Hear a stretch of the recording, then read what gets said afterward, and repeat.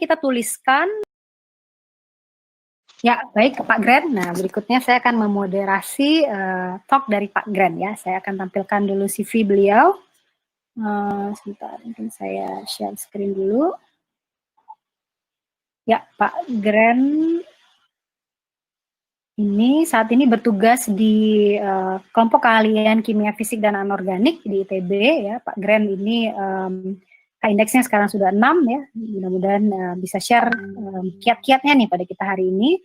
Kemudian riwayat pendidikan beliau adalah pendidikan bachelor dan masternya, bachelor di UI, kemudian master dan doktornya di ITB ya, yaitu program PMDSU yang tadi sudah disampaikan oleh Pak Ismu juga ya. Jadi mungkin juga di sini ada beberapa yang dari program PMDSU. Ya nanti bisa juga share mungkin ini ya pengalaman dari Pak Gren. Kemudian publikasi beliau sudah sangat banyak ya, sudah sampai 26. Ini yang terbaru juga 2020 ini bahkan sudah ada 6 artikel ya dari Pak Gren, hebat sekali. Kemudian juga banyak sekali jurnalnya yang sudah kita lihat di sini adalah jurnal-jurnal bereputasi seperti ini ya, Material Research Express, kemudian RSC Advances dan berbagai jurnal lainnya. Ya, mungkin dari saya sekian, saya akan serahkan langsung pada Pak Gren. Pada Pak Gren, saya persilakan. Ya, terima kasih Bu Rindia. Saya coba buka.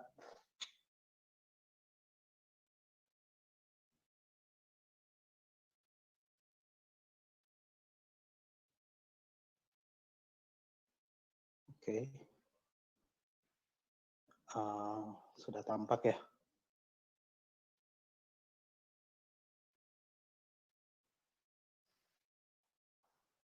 Oke, baik.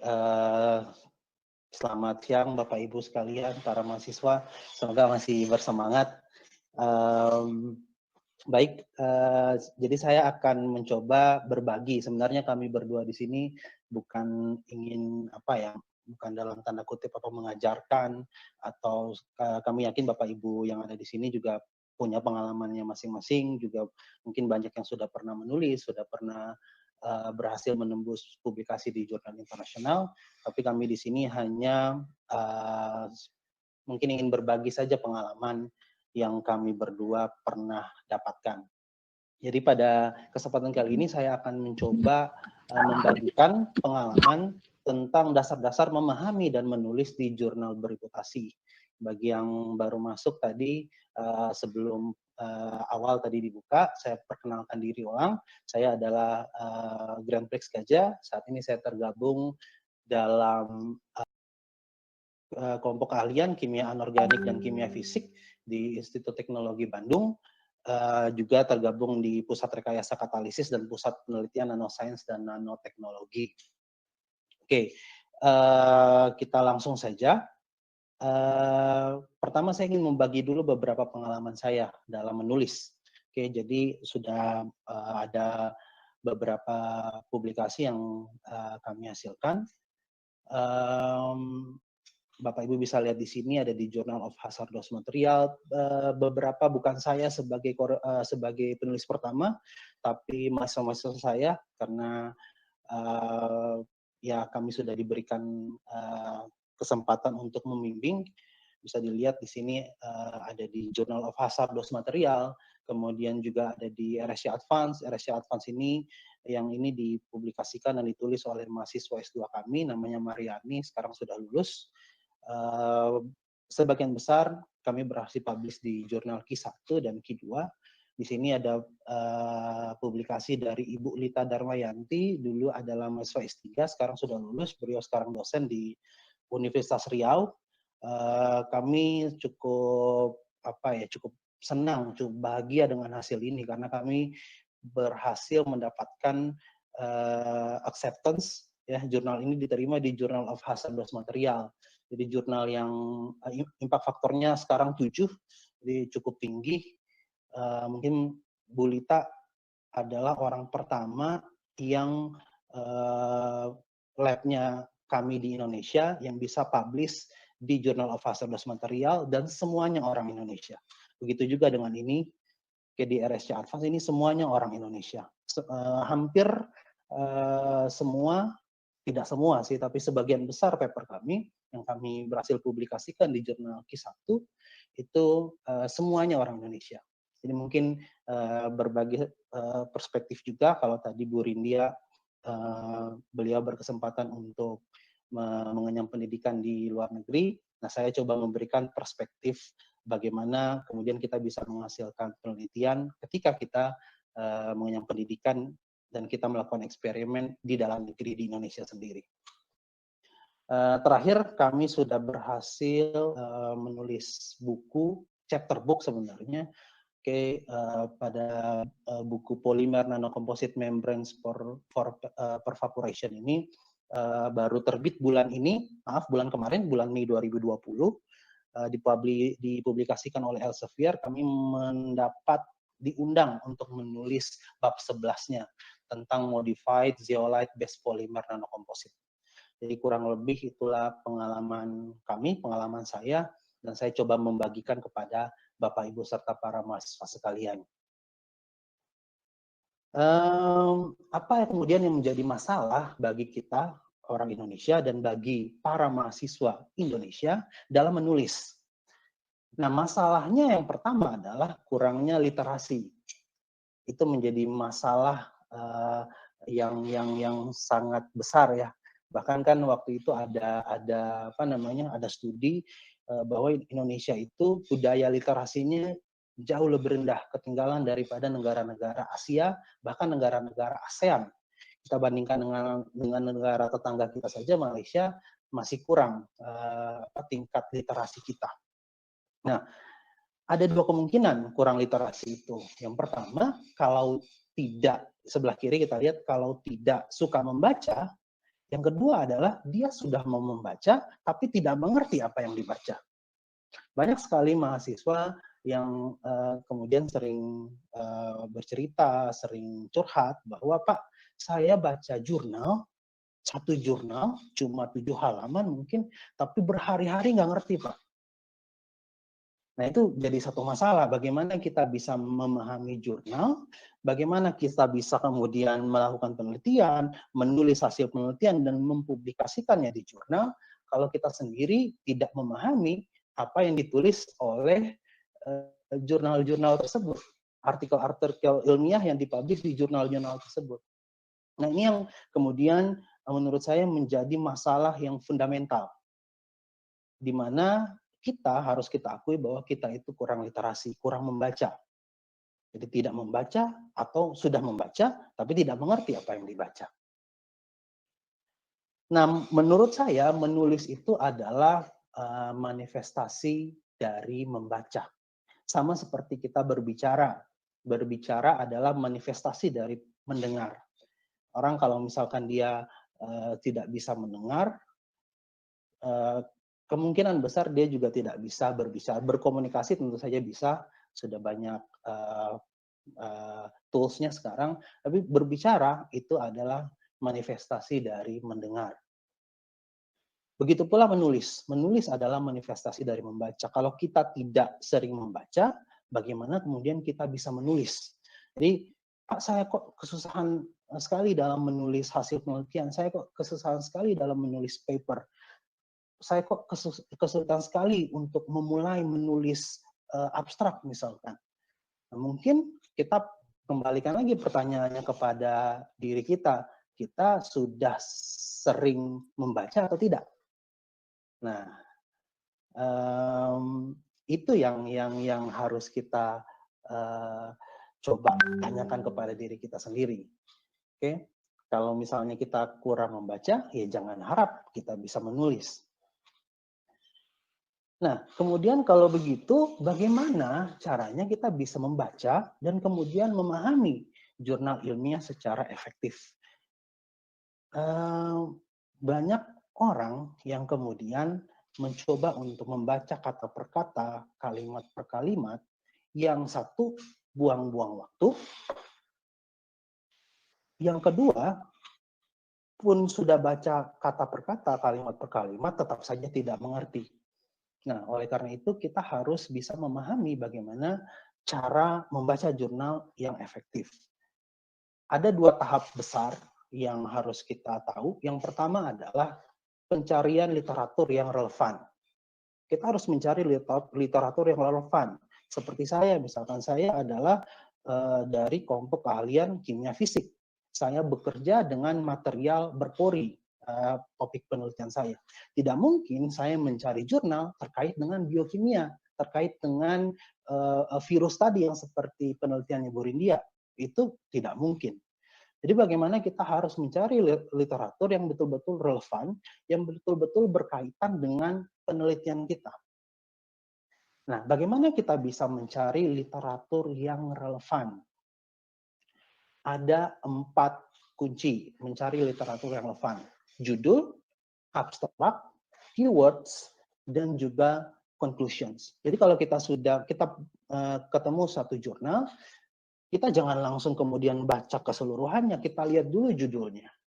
Karena judulnya itu seperti tadi kata Bu Rindia, judulnya itu kan ringkas, tapi mencakup keseluruhan dari pekerjaan yang kita lakukan. Kita lihat judulnya. Oh, judulnya mungkin ada irisan nih dengan penelitian yang saya lakukan. Kalau itu sudah oke, checklist, kita lihat abstraknya. Karena abstrak itu dia juga menceritakan keseluruhan, hanya lebih lengkap daripada judul tentunya. Dan biasanya hasil-hasil penting, hasil-hasil yang ingin ditonjolkan oleh para peneliti, itu dia akan tampilkan di abstrak. Dia mencoba untuk menjual penelitiannya. Dia mencoba untuk memberikan kelebihan-kelebihan dari pekerjaan yang dilakukan di dalam abstrak tersebut. Kemudian kita lihat keywords-nya.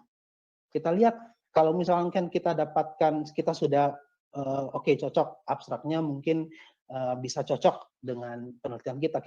Kita lihat lagi conclusion-nya, kita cocokkan. Kalau misalkan keempat parameter ini kita sudah baca dan tentunya secara cepat kan, dan kita tidak perlu banyak waktu untuk membaca keseluruhan dari si jurnal tersebut.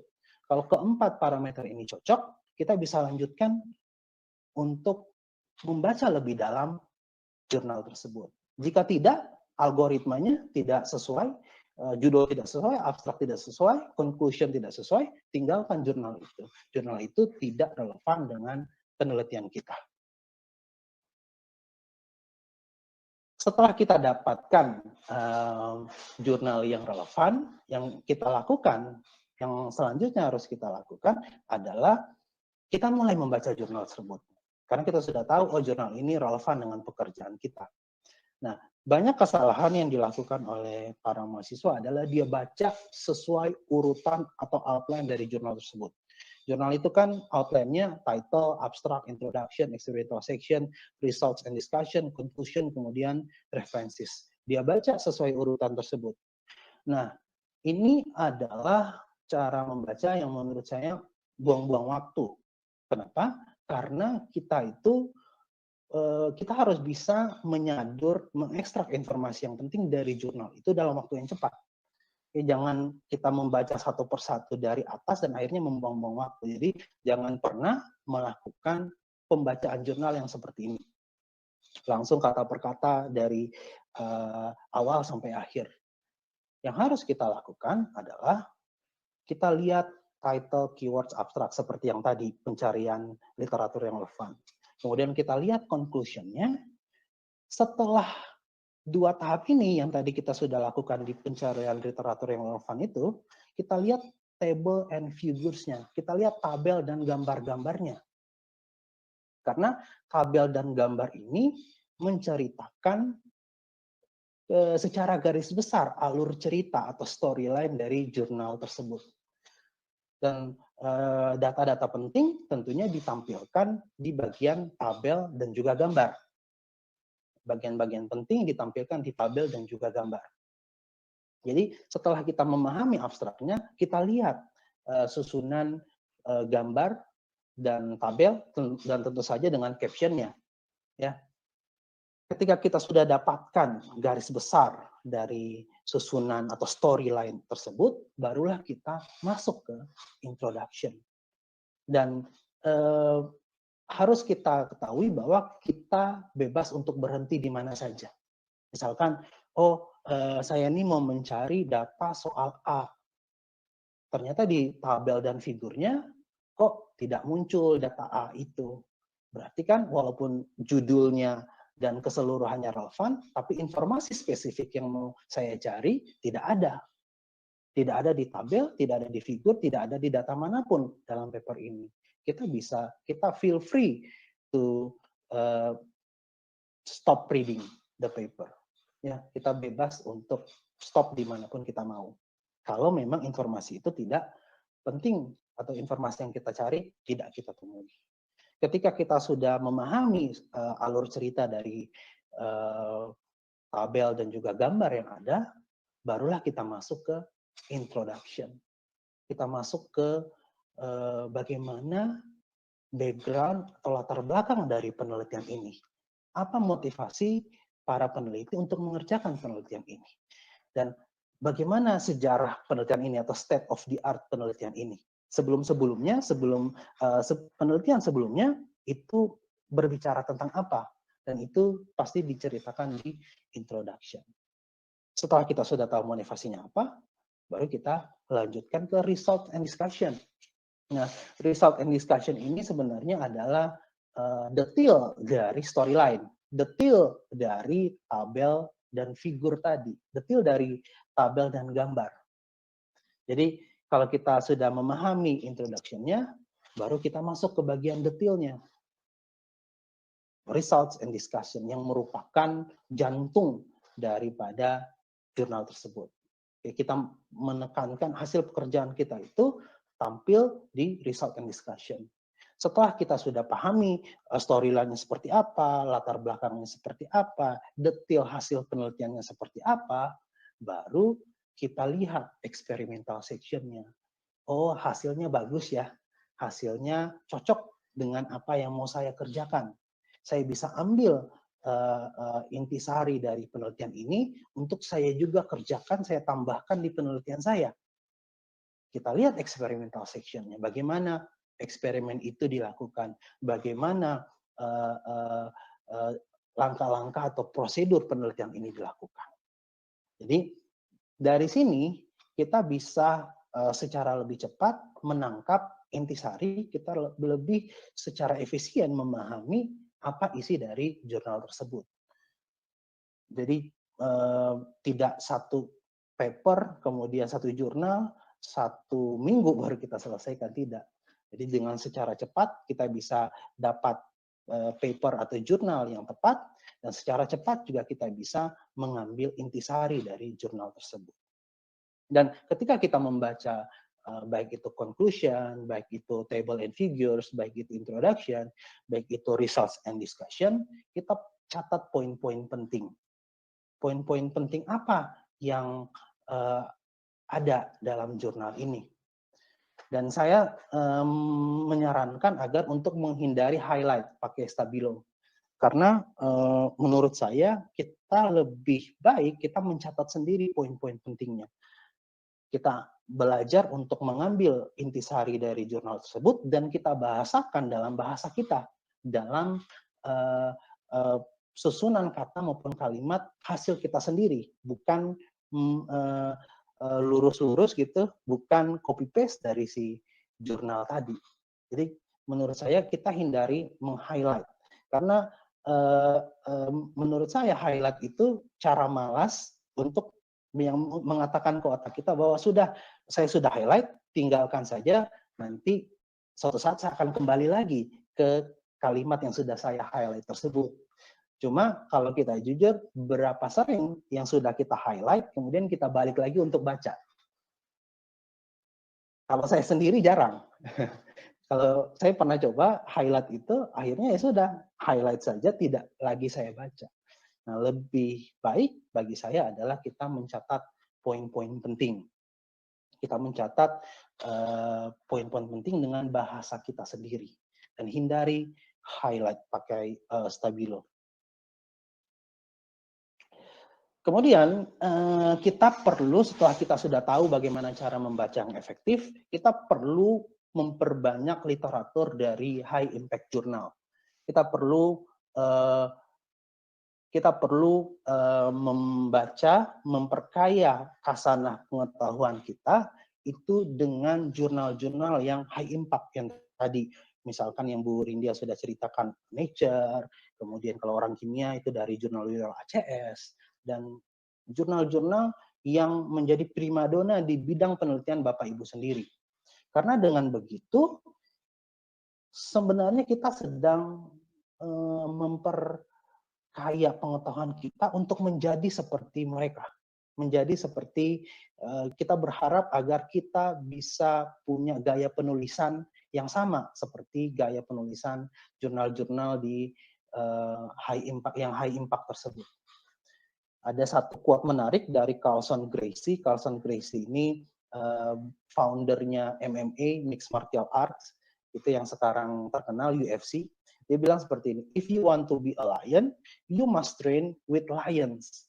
Jadi kalau mau menjadi seorang singa, kita harus, kalau mau menjadi singa, kita harus, kalau mau menjadi seperti singa, kita harus berlatih dengan para singa. Begitu pula kalau misalnya kita ingin memacu diri kita untuk bisa menulis di jurnal-jurnal yang berdampak tinggi, berimpak tinggi, kita juga harus perkaya literatur kita, perkaya literasi kita harus sering membaca tulisan-tulisan dari high impact jurnal tersebut.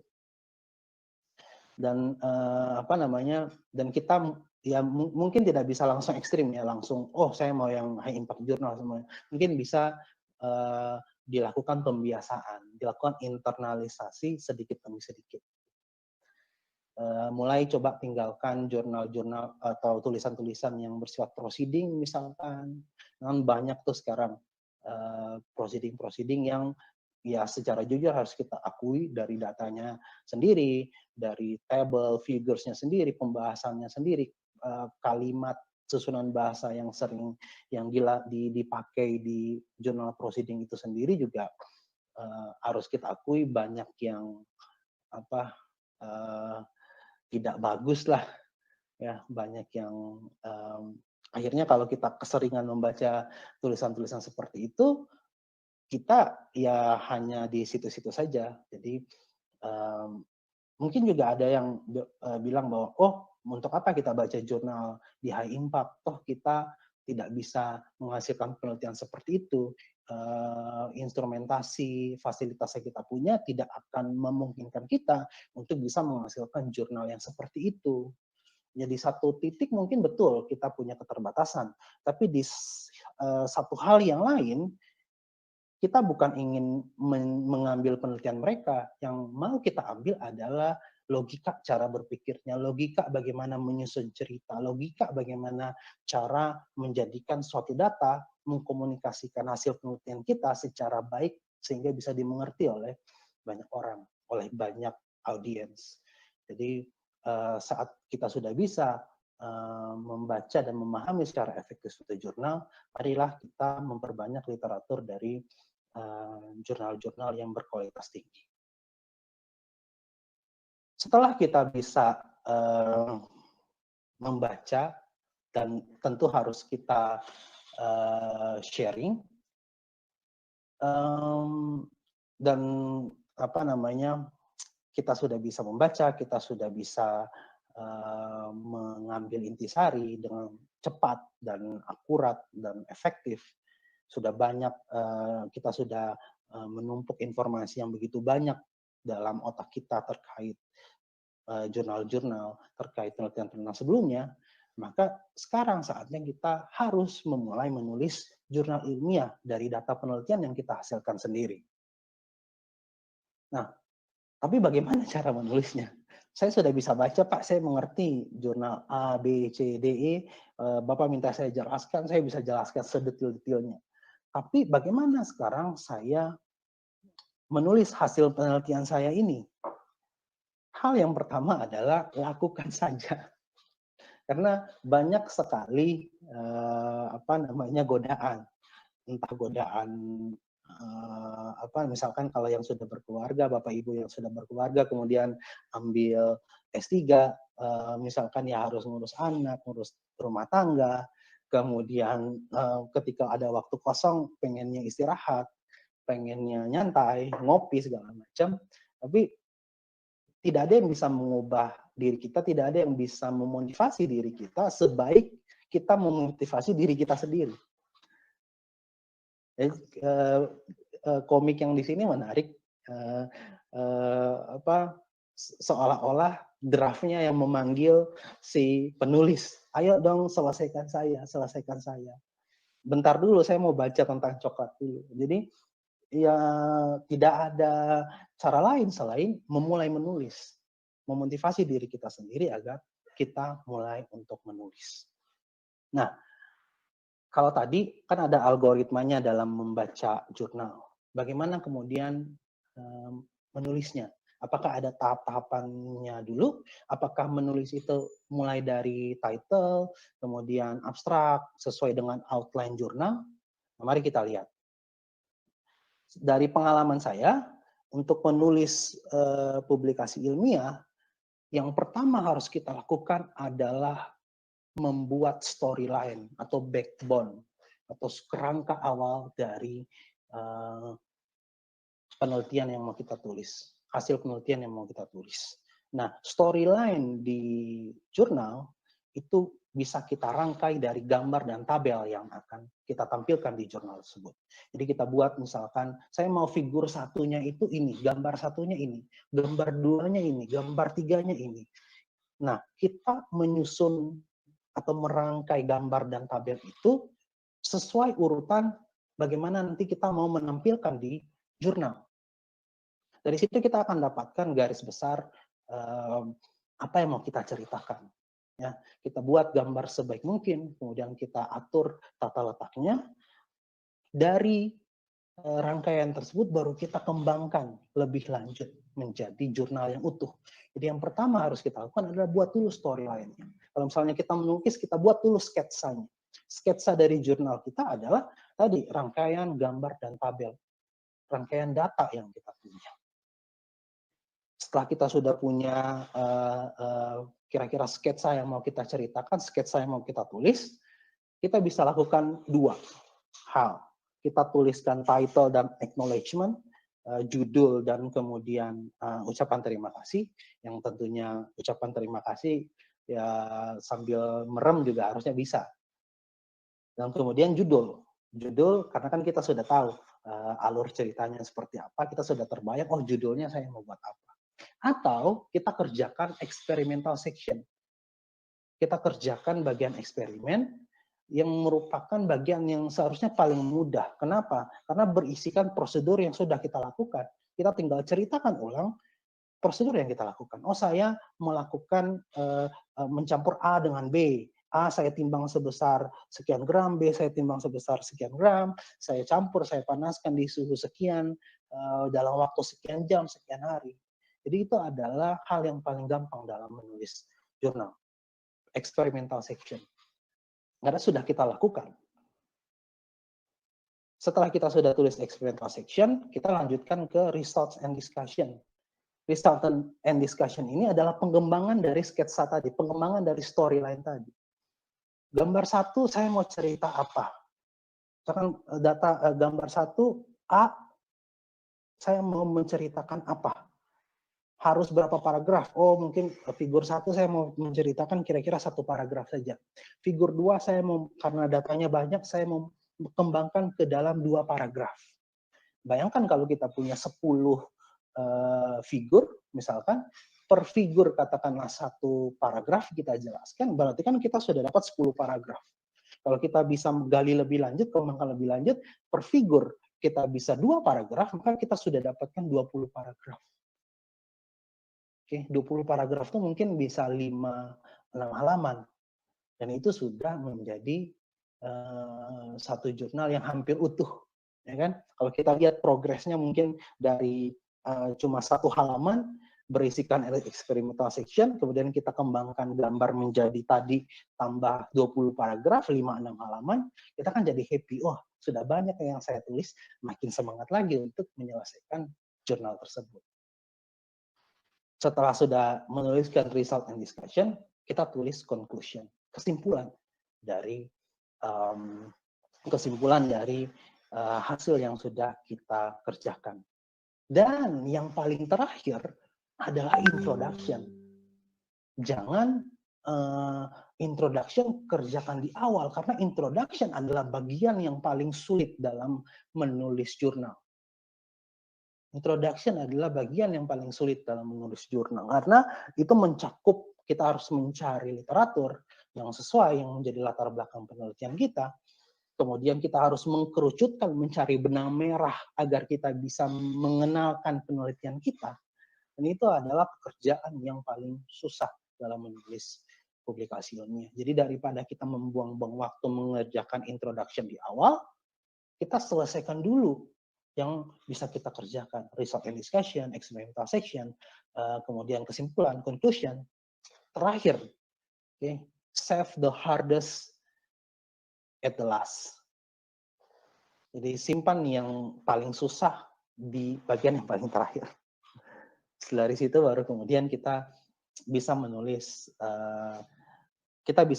abstrak, title, acknowledgement di akhir. Jadi ada 2 jalur setelah sketsa tadi, storyline, bisa ke title dan acknowledgement atau bisa ke experimental section, karena kedua hal ini, kedua bagian ini, title and acknowledgement serta experimental section, itu sama mudahnya. Abstrak tinggal kita menyederhanakan keseluruhan yang kita sudah tuliskan ke dalam satu paragraf. Dan seperti tadi sudah Bu Rindia katakan, editor itu akan melihat abstrak terlebih dahulu, judul dan abstrak. Jadi pastikan abstrak itu memuat informasi paling penting. Kita menjadi seorang sales lah ketika kita menulis abstrak. Kita harus melakukan usaha persuasi, ya, tapi juga jangan overclaim, seperti tadi kata Bu Rindia, jangan juga overclaim, tapi kita berusaha untuk menonjolkan kelebihan penelitian kita. Kita mencoba untuk menonjolkan kelebihan, menonjolkan kebaruan, menonjolkan hal-hal penting yang didapatkan dari hasil penelitian kita. Kemudian judul, acknowledgement, dan referensi, daftar pustaka. Usahakan daftar pustakanya yang terbaru. Jangan penelitian, Anda mau publish penelitian di tahun 2020, kita pakai jurnal berapa tahun lalu, bahkan saat itu kita juga belum lahir. Jadi jangan pernah, sebenarnya tidak salah untuk menggunakan jurnal yang sudah lama misalkan, tapi tidak jadi dominan. Ya, kita harus mengumpulkan referensi dominannya 5 tahun terakhir. Jadi nanti para reviewer dan editor bisa lihat bahwa, oh, penelitian kita ini tergolong baru, penelitian ini timeline-nya baru loh. Gitu. Jadi bukan penelitian yang sudah usang kemudian kita lanjutkan lagi, tidak. Tapi penelitian kita baru. Hal-hal penting yang memang kita perlu sitasi atau kita kutip dari jurnal yang lama itu boleh kita ambil, boleh kita kutip, ya. Tapi jangan menjadi 50% atau 70% penelitian 20 tahun lalu, ya jangan. Ya, dominannya harus referensi yang terbaru 5 tahun terakhir. Nah, saya mau tunjukkan, berbagi sedikit tentang struktur dari artikel riset. Dimanapun strukturnya pasti akan sama. Dimanapun strukturnya pasti akan sama. Jadi bentuknya besar seperti ini, itu menunjukkan bahwa ketika kita menulis introduction, kita menulis bagian awal dari jurnal kita, itu harus mulai dengan hal yang bersifat umum, hal yang bersifat luas, konteksnya luas. Misalkan kalau saya kalau saya mau menulis tentang katalis, katalis adalah material untuk mempercepat reaksi kimia. Misalkan di bidang energi, katalis ini berfungsi untuk mempercepat reaksi perengkahan minyak bumi menjadi fraksi bensin misalkan. Saya tidak bisa langsung ujuk-ujuk langsung tembak soal katalis. Saya harus ceritakan dulu secara luas. Saya harus ceritakan dulu secara luas tentang energi misalkan. Saya memberikan selayang pandang tentang energi di masa-masa sekarang, seperti apa energi itu, katalis yang dipakai itu seperti apa, performanya seperti apa. Oke, jadi makin lama makin mengerucut. Jadi kita mulai dengan hal yang paling umum, baru kemudian mengerucut. Setelah mengerucut ke hal yang lebih kecil, ya, baru kita masuk ke penelitian kita. Jadi yang lebih luas dulu mengerucut, oke, di sini mengerucut. Ketika sudah mengerucut itu baru sebenarnya itu sudah mulai masuk result and discussion, masuk table and figures, masuk experimental section. Kemudian ketika kita melakukan menarik kesimpulan, menulis conclusion, kita mulai lagi dari hal yang mengerucut tadi, kita coba lebarkan. Jadi jangan berpikir bahwa conclusion itu saya cuma, atau kesimpulan itu saya cuma tarik kesimpulan atau poin-poin penting saja dari hasil yang saya dapatkan. Tidak. Karena pada kesimpulan kita harus membuka diskusi. Dari hasil yang kita dapatkan, kita membuka diskusi. Kira-kira setelah ini apalagi ya yang harus dilakukan? Kira-kira dari hasil penelitian kita ini di masa depan bisa dimanfaatkan untuk apa ya? Kira-kira dari hasil penelitian yang sudah saya dapatkan ini itu bisa menambah hazanah ilmu atau hazanah pengetahuan yang mana ya? Jadi kita membuka diskursus untuk bidang yang lebih luas lagi. Jadi dari hal yang dari awalnya hal yang umum, kita kerucutkan ke hal yang khusus, yaitu penelitian kita bahas, dan kemudian ketika menarik kesimpulan, kita tarik lagi dari yang sudah kita kerucutkan itu menjadi yang lebih luas. Sehingga membuka diskursus, membuka rekomendasi setelah penelitian ini kira-kira apalagi ya hal-hal yang bisa dikembangkan lebih lanjut.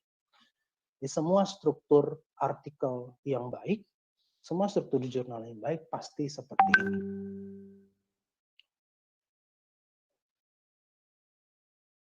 Nah, sekarang kita belajar atau kita saling berbagi bagaimana kemudian menyusun storyline yang baik, bagaimana kemudian menyusun sketsa yang baik, bagaimana menyusun gambar dan tabel yang baik. Gambar yang baik itu harus jelas, presisi, dan efisien. A figure tells 1,000 words. Jadi sangat powerful sekali gambar itu atau tabel itu karena merangkum data yang kita dapatkan selama penelitian. Dan kita harus jeli bagaimana cara mengkomunikasikannya. Jangan sampai hal-hal yang ingin kita sampaikan itu tidak bisa dipahami oleh audiens, tidak bisa dipahami oleh pembaca, tidak bisa dipahami oleh editor dan reviewer karena penyajian gambar dan tabel kita yang buruk. Jadi harus jelas, presisi, dan efisien. Resolusi yang baik, jelas, ringkas, dan lengkap. Nanti kita lihat. Saya mau berikan contoh Bapak Ibu dan para mahasiswa gambar yang baik dan gambar yang kurang baik. Perhatikan gambar berikut. Kita harus punya resolusi yang baik. Sekarang ini adalah gambar SEM, ya, gambar elektron mikroskop dari suatu sampel, ya, suatu partikel yang ukurannya kecil. Kalau resolusinya sangat jelek seperti yang di gambar sebelah kiri, informasi apa yang bisa kita dapatkan dari resolusi yang jelek tersebut, resolusi yang buruk tersebut.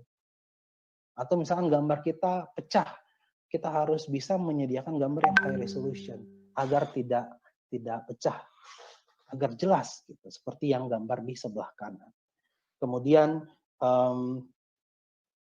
gambarnya harus bisa jelas. Perhatikan kalau di sebelah kiri banyak sekali garisnya, semuanya warna hitam, kemudian ada yang putus-putus, putus-putusnya ada yang putus-putus panjang, ada yang putus-putus kecil, ada yang titik-titik, tidak jelas.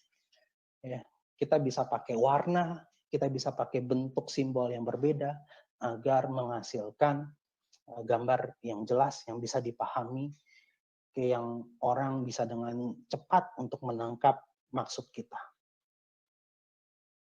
Oke, lagi-lagi kita harus bermain warna, bermain dengan simbol. Oke, perhatikan apa yang bisa kita dapatkan di sini. Bisa tidak kita dapatkan satu garis, itu kan saling berpotongan. Bisa tidak kita dapatkan satu spektra yang utuh, kan susah sekali. Saling bertumpuk, warnanya sama, saling terlalu berdekatan. Susah kita untuk menangkap apa maksudnya. Kemudian perhatikan juga kalau misalkan Bapak Ibu pembaca kita mungkin ada yang menderita buta warna, kita tidak hanya bermain warna, perhatikan, tapi juga kita kasih simbol. Misalkan ini sudah warna hitam, ya, yang bagian atas sudah warna hitam, ada warna merah, ada warna hijau, biru, dan orange, tapi di warna yang sudah berbeda itu kita kasih lagi indikator, ada A, B, C, D, E, sehingga orang yang memiliki keterbatasan, yang buta warna, itu bisa mengikuti atau bisa juga memahami secara jelas data yang kita tampilkan dalam sebuah gambar.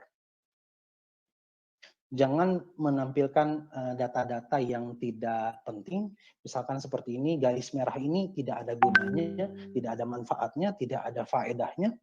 Apa artinya garis merah di sini? Tidak ada artinya, tidak berarti. Jangan pernah tampilkan fitur-fitur yang tidak berarti. Semua fitur yang ditampilkan dalam sebuah gambar harus punya makna. Kesalahan yang sering yang umum untuk dilakukan, lupa menaruh aksis, lupa untuk menaruh label sumbu Y-nya apa, sumbu X-nya apa. Itu kesalahan yang sangat umum. Ataupun dia sudah menaruh labelnya tapi satuannya salah, misalkan. Nah, itu juga hal-hal kecil yang mungkin sepele tapi sangat penting. Ini yang bagus, perhatikan labelnya jelas, satuannya jelas, warnanya jelas, dan kita bisa mengambil informasi dari situ. Dan perhatikan juga skala. Apa artinya ini? Bertumpuk seperti ini, seolah-olah tidak ada perbedaan, kan? Tapi kalau misalnya kita buat skalanya dari 75 sampai 85 misalkan, itu akan ada separasi, akan ada perbedaan yang jelas. Jadi kita harus tampilkan data sebaik mungkin, sejelas mungkin. Ada juga grafik yang bukan grafik. Misalkan ini. Yang sebelah kiri, perhatikan sumbu X-nya tidak ada. Kalau sumbu X-nya tidak ada angka di sumbu X-nya, jangan pernah tampilkan dalam bentuk garis atau titik-titik yang disambungkan. Karena tidak ada maknanya. Kalau misalkan sumbu X, Bapak Ibu atau para mahasiswa adalah suatu sampel yang tidak punya nilai, yang tidak punya angka, misalkan punya nama sampel, itu jangan ditampilkan dalam bentuk titik-titik yang kemudian disambungkan, tapi tampilkanlah dalam diagram batang. Itu jauh lebih jelas daripada yang sebelah kanan, jauh lebih jelas daripada yang sebelah kiri. Jangan juga ada tulisan-tulisan yang tidak jelas, perhatikan formatnya. Harus selalu lakukan double check agar tidak ada informasi yang tidak jelas, yang tidak tersampaikan. Ini yang sering sekali saya perhatikan para mahasiswa lakukan. Eksperimennya difoto seperti ini, kemudian ditampilkan di tesis, di jurnal, ditampilkan di draft, di manuskrip, ditampilkan di tesis, kadang-kadang ada juga di disertasi. Yang seperti ini kan sangat-sangat tidak estetik. Dan orang langsung bisa mencap, kita nih amatir dalam melakukan penelitian. Karena ya tampilannya seperti ini. Tabungnya ada label yang masih bekas tulisan pulpen, difoto secara serampangan, background-nya tidak jelas. Padahal kan kita bisa lakukan. Sekarang handphone sudah canggih, kualitasnya sudah sangat baik, kita bisa lakukan seperti ini misalkan. Pastikan misalkan botolnya sama, tinggi larutannya sama. Kemudian background-nya pastikan putih misalkan. Kalau misalkan kita bermain warna. Itu kan jelas. dan menarik dan cantik, estetik jadinya. Padahal ini kita cuma pakai botol vial atau botol yang sama, kemudian kita isi dengan jumlah volume larutan yang sama, kemudian background-nya kita kasih misalkan kertas HVS putih, kemudian kita foto. Hasilnya kan jauh lebih bagus daripada yang ini. Oke, sudah mau hampir habis. Untuk bagian title, kita lihat harus clear dan concise, harus jelas dan ringkas. Kemudian di bagian intro, bagian introduction, the power of however. Kalau Bapak Ibu para mahasiswa sering baca jurnal di introduction, pasti selalu tidak pernah tidak menemukan kata however ini. Kata however ini kalau dalam bahasa Indonesia namun. Kenapa kata however ini penting? Karena kita coba untuk mengkontraskan penelitian kita dengan penelitian-penelitian terdahulu. Kalau kita menulis intro, kan kita tulis dulu kan overview secara general. Kemudian kita ceritakan penelitian-penelitian sebelumnya. Ketika kita menceritakan penelitian-penelitian sebelumnya, kemudian kita harus kontraskan dengan kata apa? However. Penelitian-penelitian tersebut terus sudah bagus, sudah menghasilkan A, B, C, D. Namun, nah, namunnya ini kita ambil celah dari penelitian-penelitian yang sudah dilakukan, di mana celah ini bisa ditutupi, celah ini bisa dilengkapi, ditambal dengan penelitian kita. Jadi, introduction itu the power of however. Bagaimana kita mengkontraskan penelitian kita, bagaimana kita menunjukkan penelitian kita itu bisa menutupi kekurangan dari penelitian-penelitian sebelumnya. Jadi kalau Bapak Ibu baca paper atau jurnal apapun, bagian intronya selalu ada kata however. Kemudian result and discussion harus simple dan konsisten. Jangan, kalau tadi Bu Rindia sudah jelaskan, selalu pakai kalimat aktif, usahakan kalimat aktif. Kemudian dalam satu kalimat itu rata-rata yang jelas itu, yang baik itu 12-15 kata. Jangan lebih dari itu, jangan kurang dari itu. Ini dalam satu kalimat, usahakan harus sederhana. 12-15 kata. Jangan satu kalimat itu terlalu panjang. Orang akan susah untuk mengikuti, susah untuk menangkap maksudnya. Dan yang terakhir adalah bagian konklusi.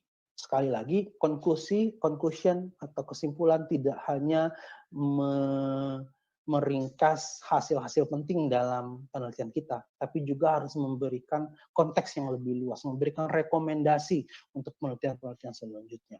Jadi kita ikut struktur yang di sebelah kiri, jangan sebelah kanan, tetap lurus seperti ini. Jadi conclusion harus memperluas hasanah, harus memberikan rekomendasi untuk kedepannya seperti apa. Jangan lupakan kerjasama, minta bantuan teman, minta bantuan pembimbing pastinya, kayak minta bantuan kolega untuk mencoba untuk mengecek apakah dia bisa mengerti. Misalkan kita sudah nulis paper nih, kita kasih ke teman kita, kamu bisa mengerti tidak tulisan saya? Kalau tidak bisa mengerti, di mananya? Kita saling tolong-menolong. Kemudian iterasi, biasanya dilakukan bersama pembimbing. Setelah selesai menulis, kasihkan kepada pembimbing kita, pasti banyak tuh coretan merah. Seperti apa. Tapi itu proses yang harus kita lalui. Supaya apa? Menyempurnakan tulisan kita. Jadi selalu iterasi. Selalu revisi, kemudian kembalikan lagi, revisi lagi, kembalikan lagi. Sampai suatu saat kita sudah puas dan kita juga bisa memuaskan pembimbing terhadap tulisan kita. Dan yang ketiga adalah kemampuan bahasa Inggris ini inevitable, tidak tergantikan. Dan banyak sekali tulisan yang dibuat oleh mahasiswa yang grammarnya itu tidak jelas. Bahkan tidak ada SPOK-nya. Kan kalimat itu kan harus SPOK, subjek, predikat, objek, plus keterangan opsional. Nah, tapi saking banyak yang menulis kalimat dalam bahasa Inggris tidak ada tidak jelas mana subjek, predikat, objek. Nah ini yang harus kita sembari berjalan kita harus coba untuk perbaiki. Dan salah satu memperbaiki kemampuan bahasa Inggris adalah sering membaca. Membaca apa? Jurnal yang tadi, jurnal yang kualitasnya tinggi. Jadi kita terbiasa dengan struktur di jurnal-jurnal yang berkualitas tadi. Kita juga terbiasa kemudian nanti untuk menulis hasil penelitian kita mirip dengan struktur yang sudah sering kita baca itu. Terakhir, yang paling terakhir materi dari saya adalah hindari plagiarisme, falsifikasi, dan fabrikasi data. Plagiarisme tentu sudah sering kita ketahui, falsifikasi data dan fabrikasi data, mencoba memalsukan data, mencoba untuk membuat data itu seolah-olah ada, padahal tidak pernah dilakukan. Ini hindari sama sekali. Ini pernah kejadian di jurnal ACS, bahkan jurnal yang sangat terkenal, jurnal yang impact faktornya tinggi tadi kata Bu Rindia. Salah satu jurnal saya beri contoh di jurnal Nanoletters ini impact faktornya 13,9, bayangkan 13,9 ya, setara JACS yang tadi, setara Journal of American Chemical Society. Ini perhatikan dia melaporkan tentang sintesis nanopartikel emas. Dia bilang chopstick nanorods. Jadi dia bisa mensintesis nanopartikel emas yang bentuknya chopstick seperti sumpit, seperti huruf V di sini. Oke, ini sekitar tahun 2016. Dan kemudian, 2013 ini, dan kemudian diretrak, ditarik. Kalau kita baca di situ, this article is being retracted due to concern over the integrity of the data. Jadi integritas datanya diragukan. Kenapa? Karena ada falsifikasi dan fabrikasi data. Apa yang kemudian difalsifikasi datanya? Perhatikan. Ini adalah gambar temnya. Kalau Bapak Ibu bisa lihat dengan jelas, ternyata gambar temnya itu tidak, nanopartikel emasnya itu tidak berbentuk chopstick, tidak berbentuk seperti sumpit, tapi sebenarnya cuma berbentuk batang saja. Tapi kemudian dia crop satu persatu gambar ini, gambar yang batang ini, kemudian dia satukan, dia bentuk seolah-olah berbentuk V, berbentuk sumpit, berbentuk chopstick.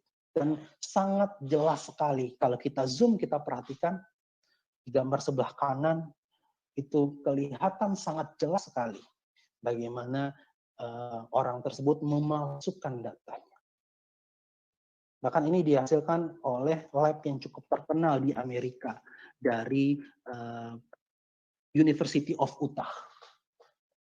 Ketahuan, langsung ditarik, oke, ternyata mahasiswanya yang melakukan falsifikasi data, dipecat, di DO, kemudian gelar akademiknya, ternyata kalau tidak salah dia sudah lulus S2, S3 di grup tersebut, dan kemudian dia postdoc, dia postdoktoral, postdocnya dipecat, ya, dipecat, dan gelarnya dicabut. Bayangkan, sangat-sangat miris. Masuk ke jurnal yang sangat bagus, sangat tinggi, tapi ternyata memalsukan data. Jangan sampai kita seperti itu. Kita sebagai peneliti kan boleh salah, tapi tidak boleh bohong. Dan masuk di berita, cukup viral, tahun 2013-2014, former student solely responsible for manipulated images. Dia memanipulasi data. Saya kira itu saja yang bisa saya sampaikan. Kita bisa diskusi lebih lanjut. Terima kasih. Baik, luar biasa sekali Pak Grant. Saya berikan aplaus dulu ya. Jadi atas penyampaiannya luar biasa, sangat singkat, jelas dan padat, dan juga berbagai langkah konkret ya yang bisa dilakukan. Mungkin adik-adik mahasiswa ini yang sudah punya data, segera disiapkan nih gambar-gambar yang cantik ya, tapi jangan diedit ya. Gambar-gambar yang real, yang cantik disiapkan, lalu setelah itu dimulai saja menulis penjelasan figurnya seperti yang tadi Pak Grant sudah berikan panduannya ya.